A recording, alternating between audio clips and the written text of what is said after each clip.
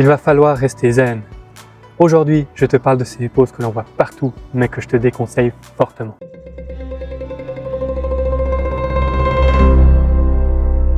Salut, je suis Fabrice, photographe.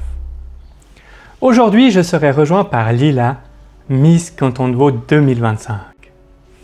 On va décortiquer 3 poses très populaires, mais malheureusement, elles ne fonctionnent que très rarement.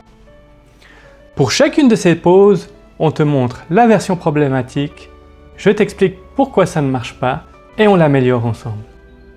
On commence par un des plus grands classiques du genre.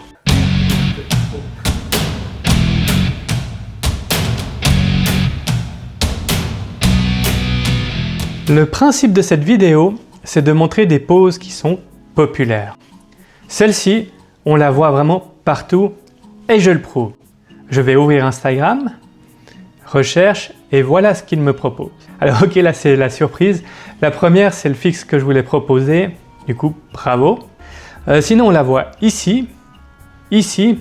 Et si je descends un peu... Ah, sympa les danseurs. On la voit ici. De face, ça ne résout pas le problème. Et l'anniversaire non plus. Bref, c'est une vraie épidémie. Personnellement, j'aime bien appeler cette pose la pose du Kagane. Officiellement, les anglophones disent poop pose. En français, elle est plutôt connue sous le nom de pose caca. Pourquoi ça ne fonctionne pas? Tu l'auras facilement compris, la référence n'est pas du tout flatteuse. On pourrait également parler du body language fermé, même si de manière générale ce n'est pas forcément une mauvaise chose. Je dois admettre que j'ai vu cette pose fonctionner. Oui, dans de très rares occasions. Par exemple, dans des nus où la modèle ne porte que des chaussures. Cette pose permet de cacher l'essentiel pour être publiable sur les réseaux sociaux. Et ça la rend intéressante. Ou alors, je l'ai également vu dans certains shoots fashion, mais dans ce cas-là, la modèle n'est pas le sujet de la photographie. Pour corriger, il suffit de casser cette association négative.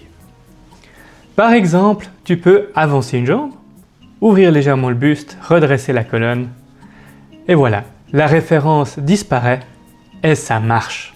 J'aimerais te proposer une autre option qui est beaucoup plus originale. Mais cette option est aussi beaucoup plus physique, donc elle ne conviendra pas à tout le monde. Lila va croiser les jambes et descendre sur une seule jambe. Le lien avec le Kagane est également rompu. On voit que le rendu est intéressant et créatif. En résumé, la pose caca peut facilement être fixée, il faut juste le vouloir.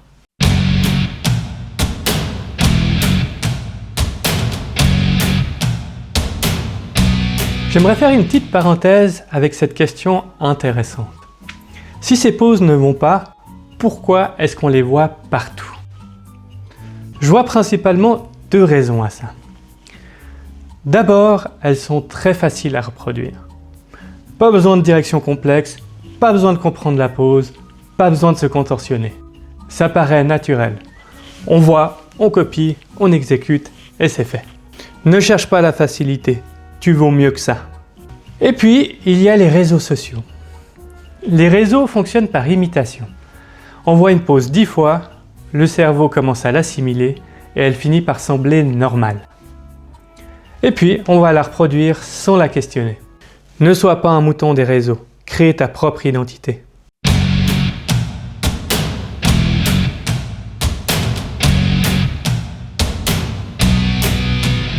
Deuxième pose, le déo ou le déodorant. Ce n'est pas du tout un nom officiel, c'est moi qui l'ai baptisé comme ça. Et je sais que tu as déjà vu cette pose passer sur ton écran à plusieurs reprises. Ce qu'il faut savoir, c'est que lever les bras, ce n'est pas un problème en soi.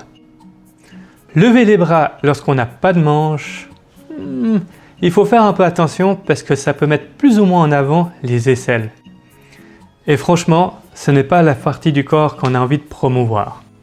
Mais jusque-là, pas trop de problèmes, ça peut marcher. Le vrai souci arrive lorsqu'on oriente le visage vers l'aisselle. Ce qu'il faut savoir, c'est que le regard guide toujours la lecture d'une photographie. Si le regard du modèle va vers l'aisselle, le spectateur aussi. Ensuite, tout comme pour le Kagane, il y a cette référence désagréable. Cette odeur, c'est pas mon déo. Mais du coup, la correction est assez simple.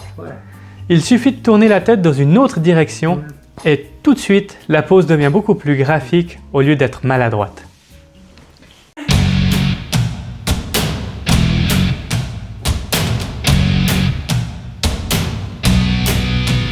Troisième pose, le cul de poule.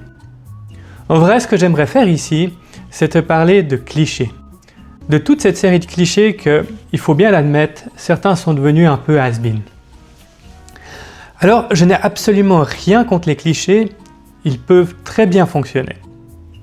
Mais il faut les mettre dans des contextes bien précis. Par exemple, sur les réseaux sociaux, un compte perso, une fois comme ça, pour rigoler, pour caricaturer. Si ton but est de rentrer en agence, alors ces poses ne transmettront pas la prestance ou la subtilité que tu cherches. Elles seront à prohiber. Dans ce cas, il te faudra plutôt travailler des expressions qui transmettent.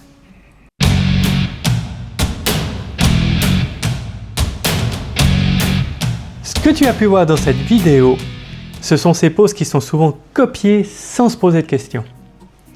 Mais malheureusement, elles ne te montrent pas à ta juste valeur. Dis-moi encore en commentaire si tu connais d'autres poses classiques à ne pas faire. Et rappelle-toi, une bonne photo, ça ne s'obtient pas par hasard.